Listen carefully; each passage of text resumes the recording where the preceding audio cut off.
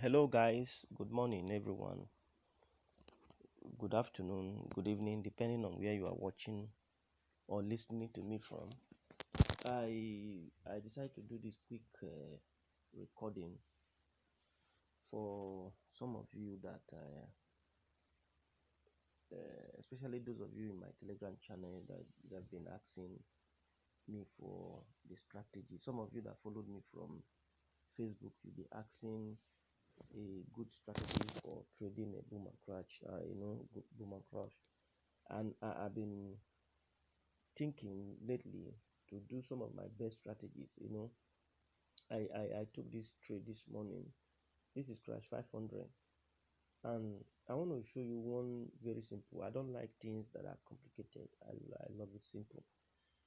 I took this crash 500, and I will tell you why I took the trade. Let me quickly show you the settings of this strategy. And I will show you how to exit and how to entering and exit. I'll show you entering and exit. But quickly, let me show you the settings. I don't really like long videos.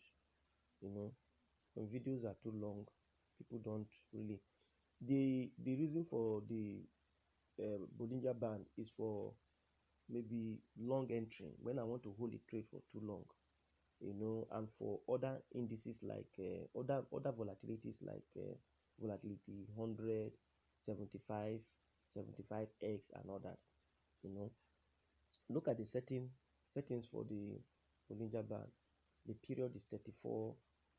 The deviation is 1.619. Shift is 0. Apply to close 4 pz. You screenshot it so that you will know what I just did. Moving average. The moving average I'm using here is 50. Shift is 0.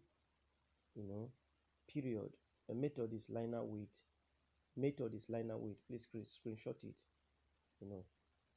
Then use any pixel of that you like. Then on indicator window 1, you just click on main chart. You get to relative strength index. Look for relative strength index. Look at the setting of it. 1, period 1, apply to close. Style 4 pixel. You can use any color of your choice. Level is 85 and 15. It is the level that I want to get, and I make the line to be thick 3 pixel. Now, then inside that, I'm going to insert Ichimoku. This is the setting for the Ichimoku. The Tenkan Sen is 9. The Kinjon Sen is 9. The Sikun span is 9. Click on the fill. What I want to see here is the Tenkan Sen and the Kinjon Sen. They are 4 pixels, the same color.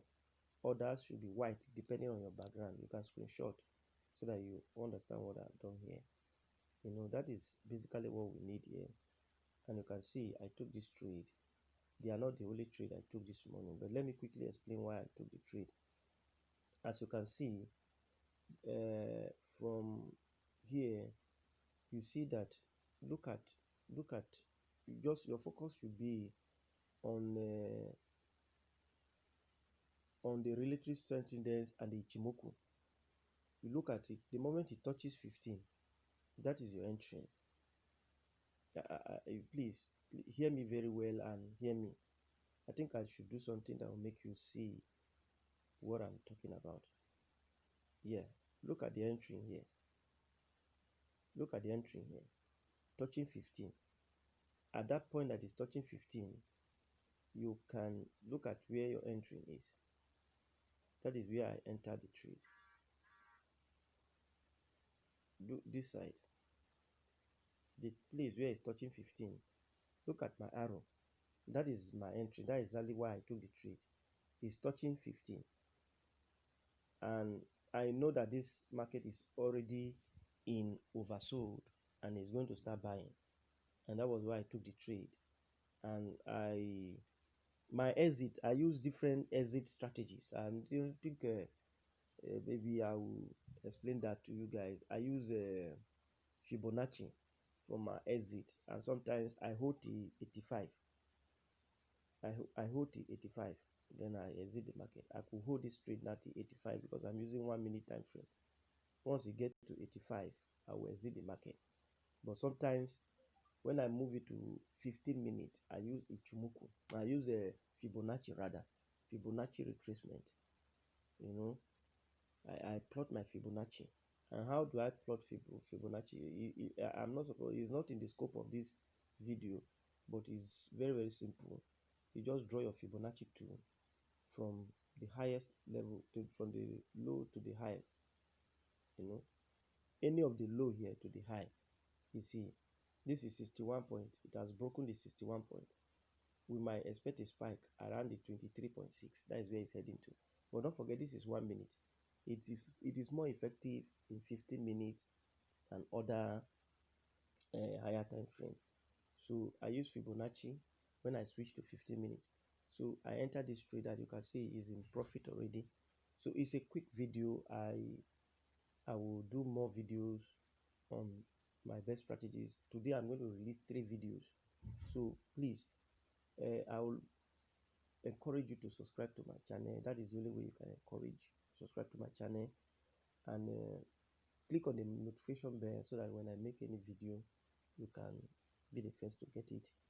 And give this video a thumbs up if you like the video, and if you don't like the video, feel free. No regret. Just click on the thumbs down so that I can learn from 1 or 2 things.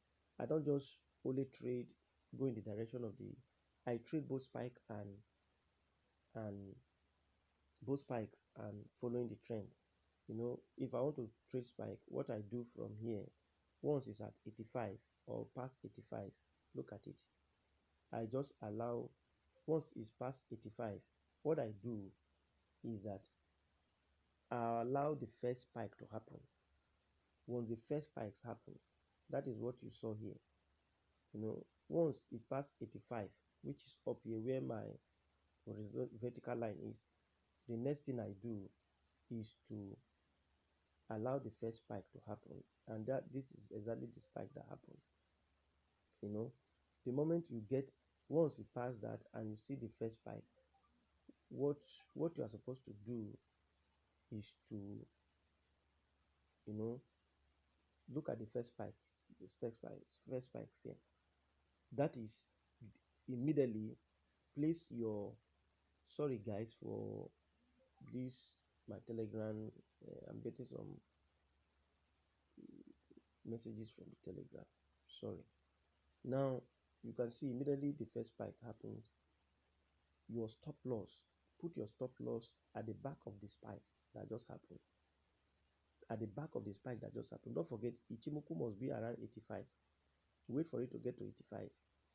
Put your stop loss at the back of this spike. Then what next? Look at the spike that happens. Your stop loss is at the back of the spike that happened, just at the back of the spike that happened. Then you start, you hold. You entered after the spike, first spike, you enter and start holding. Look at it dropping. Look at the massive drop. Guys, let me drop an arrow. Maybe it will be clearer if I drop this arrow. This is where I'm talking about. Look at the spike that happened. Your stop loss is at the back of this spike. Then you start holding. You can see, you can see, you can see, you can see until you get to where you exit the market. So you do the same for boom and crash. You just go through. I don't want this video to be too long, so I'm exiting the video. Thanks guys. Thank you.